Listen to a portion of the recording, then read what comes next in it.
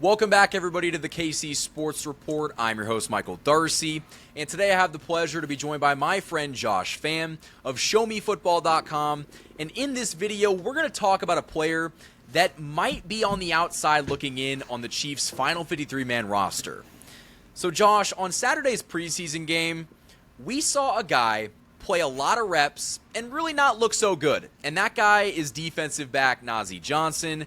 Johnson was a 7th-round pick a couple years ago, and he's been one of those guys that situationally has struggled. And last year when Jalen Watson got hurt, he had to play a lot, and he didn't really look all that good. He got cooked a lot, and It seems like throughout this offseason and into training camp and into the preseason, the result has been the same. He's gotten worked by either the Chiefs receivers or the Cardinals receivers, and that's a concern of him making the final roster. And so I want to ask you the question, do you think that Nazeeh Johnson might be on the outside looking in? He should be, right? He should be. I mean, just based off the performances we've seen. And I mean, you had to kind of combine everything we've seen from him last year, 2024, when he had to play, wasn't good. Training camp, Michael, I mean, it's not like I've attended training camp, but Michael, I swear to God, every single wide receiver highlight I've seen at a training camp has been on Nazeeh Johnson. Like, it is unreal how many times that guy gets cooked in practice. And then we saw him again in the preseason game. I mean, here's the thing. The coaches have talked him up. Spags seems to love him for some reason, whatever reason. Like, he's gotten a lot of opportunity. A lot more opportunity than a lot of other guys who've performed, as bad as he has would get. And I'm like, okay, maybe he looks different in the game. Let's see it. Nope. I mean, he gave up a touchdown, got beat multiple times, had a penalty. I saw someone on social media defending him, like, guys, he had a few good plays, like a PBU or something like that. And it's like, well, yeah, he's getting targeted like every play. Like, he's getting picked on. And, I said this last year, Michael, in a video that we did talking about that Broncos last game. And I said, there's third and fourth stringers all over the field in this last regular season game. The Chiefs already locked up the 1 seed. You have guys that you've never heard of out there, right, playing defense. And that Broncos offense could have picked on anyone they wanted to. And guess who they went to, or who they went at? Nazeeh Johnson. And the same thing kind of happened again last night in this preseason game. I mean, it's like the third quarter. This is all third and fourth stringers out there. And who's getting picked on? Nazeeh Johnson again. And I feel like that says a lot when, there's a lot of guys you could consider not great football players out there, but the one guy that they want to take their chances on, it's you. And that's just not a good sign. I mean, it's like every time he's out there, Michael, he's just a liability. And I hate to say it because I know a lot of people are rooting for him and he was a 7th-round pick, but it doesn't look good. I feel like Nazeeh Johnson is one of those guys that has almost kind of overstayed his welcome. And I hate to say that because from everything that I've heard, he's someone the coaching staff loves, his teammates love him, but he's just not very good when he plays. And for whatever reason, Steve Spagnuolo is giving him more reps, more opportunities to mess up. And like you said, opposing quarterbacks are like, that guy cannot cover our receiver. We're going to target him. And most of the time, it works out for the opposing team. And so I don't know what Joshua Williams has done to Steve Spagnuolo, his family, someone on that coaching staff. There is no reason why Nazeeh Johnson should get more playing time than Joshua Williams. And in fact, I made a short kind of talking about how I think Joshua Williams could be someone that actually ends up getting cut or traded because he's got like $3 million guaranteed this season. And for everybody saying, well, why wouldn't the Chiefs cut Nazeeh Johnson? Nazeeh Johnson actually restructured his contract at the beginning of this offseason, lowering his guaranteed money. I think he's making like $1.2 million fully guaranteed versus, Williams $3 million guaranteed. And that is a big difference, and it also might be one of the reasons why the Chiefs are trying to get him, more playing time because maybe Joshua Williams is someone they can trade, and if, Nazeeh Johnson is your 6th corner, then all right. But, Josh, I'm at a point where I don't even want to see him on the field. No. Well, he's one of those guys, I think, and we've had a lot of players like this where people say, oh, guys, it doesn't matter. This is, wide receiver 6, cornerback 5, whatever.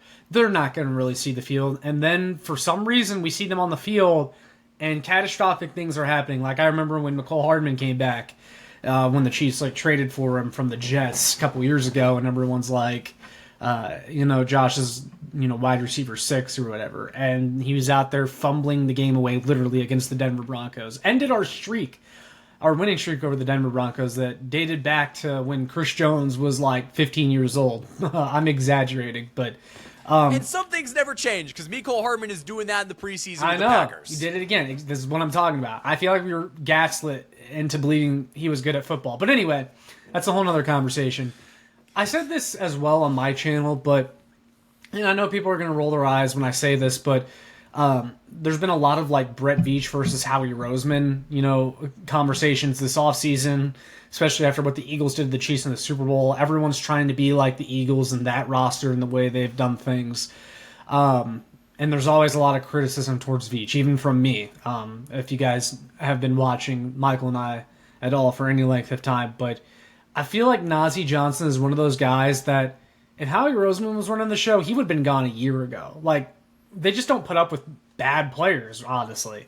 This is one of Veach's few weaknesses, I think, is he holds on to players like this way too long that are just so obviously beyond their expiration date, so obviously are not giving you anything, but he will stick with them until the bitter end. And that looks to be what he's doing with Nazeeh Johnson, even though he hasn't really given you any reason at all for him to make the team.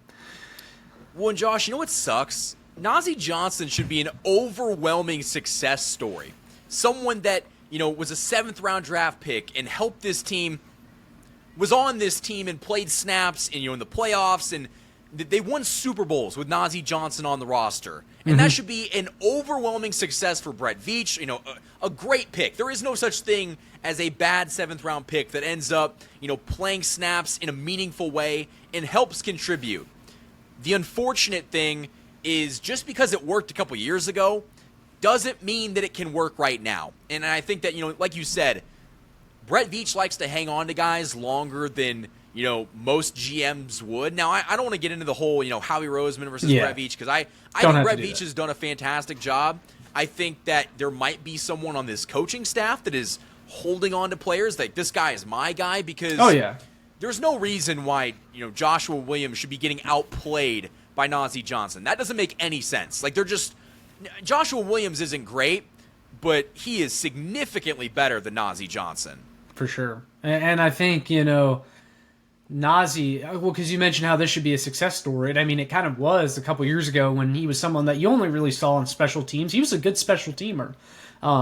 Seems like it was a long time ago at this point, but then he started to play cornerback snaps, and he wasn't good, and they kept giving him snaps, and it's like, what are we doing here? And the other thing that kind of was always strange to me is he was a safety coming out of college, and the Chiefs have kind of tried to turn him into a corner, and he clearly just does not have the traits to run with NFL wide receivers. And it's just week after week we see the same stuff with him just getting absolutely beat. When Josh, they did the same thing with Chamari Connor. Like, for whatever reason, they were playing him as a corner when for the most part, he was a safety, and a really good safety. And so it's like almost like at certain times, guys aren't put in the right position to be successful. And I do want to talk more about that, and we'll do that right after this ad break. This video is sponsored by my wonderful friends over at DM Injury Law. Injured in an accident, you could be entitled to significant compensation, but time is critical. Rely on the experienced personal injury attorneys at DM Law, Kansas City and Missouri's top injury law firm. DM Law is a full-service personal injury practice supported by a large team of investigators, case managers, medical records specialists, and more. And best of all, you don't pay unless they win. DM Law operates on a contingency fee basis, so no fees unless they win your case. And they also provide free consultations. So if you've been injured, don't wait. You can contact DM Law today for a free consultation and learn how they can help you pursue the compensation you deserve. Let them handle the fight while you focus on healing. Hurt in a car wreck? Call Mike. Remember, Mike's got this. The choice of a lawyer is an important decision and should not be based solely upon advertisement. Thanks to DM Injury Law for sponsoring this video. The Hollywood Casino at Kansas Speedway is the place to be. With over 1,500 slot machines, 35 table games, 4 restaurants, and a new ESPN Bet sportsbook, there are plenty of ways to find your fun. For more chances to win, follow them on social media on Facebook, Instagram, and X. Must be 21. Gambling problem? Call 1-800-GAMBLER. Huge thanks to the sponsors that have supported this channel all offseason long. Now, Josh, I don't want to make this video into a whole-blown, I guess, shit show about talking about previous guys that haven't ended up, working out for the Chiefs or kind of overstayed their welcome. Like Dan Sorensen is a perfect example. Someone that helped in 2019, and then in 2021, you were like, get this guy off of my football team. Or was it 2020, 2021? I don't know when it was, but, you were like, get this guy as far away from Kansas City as possible.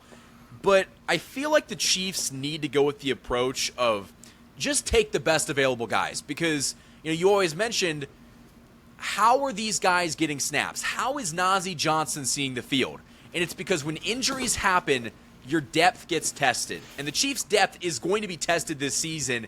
And Nazeeh Johnson's probably going to have to play a role if Christian Fulton can't stay healthy or, another guy can't stay healthy. And so, if your depth is going to be tested, you need to have guys that can answer the call. Well, I agree. And I think he got his opportunity last year. And he kind of failed the test, if you want to put it that way. And I think we've seen already that you're an injury away from Nazeeh Johnson seeing the field for this team. And that's not a spot that I want to be in. I'd rather go and get someone, or I'd rather figure something else out. But, we're entering the territory where it's like this.